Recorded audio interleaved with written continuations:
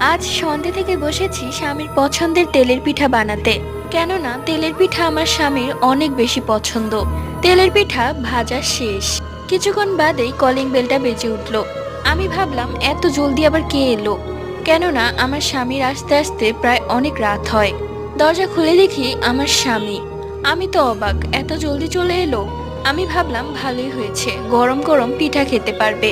সে আমার সাথে কোনো কথা না বলে রান্নাঘরে চলে গেল। এখনো পিঠা থেকে ধোঁয়া বের হচ্ছে, মানে অনেক গরম। সে দু তিনটা পিঠা একসাথে করে মুখে ভরে নিল। আমি অবাক হয়ে তাকিয়ে রইলাম, এত গরম পিঠা কেউ কিভাবে খেতে পারে। সে এক দু করে সবগুলো পিঠা খেয়ে ফেললো। আমি হতভম্ব হয়ে তাকিয়ে রইলাম, মনে হচ্ছিল সে কোনো মানুষ নয়, সে আস্ত একটা রাক্ষস। হঠাৎই ওই রুম থেকে ফোনটা বেজে উঠলো। ওই রুমে দৌড়ে গিয়ে কলটা ধরে দেখি আমার স্বামী কল দিয়েছে। আমি কল ধরতেও বলল, আজ রাতে আসবো না।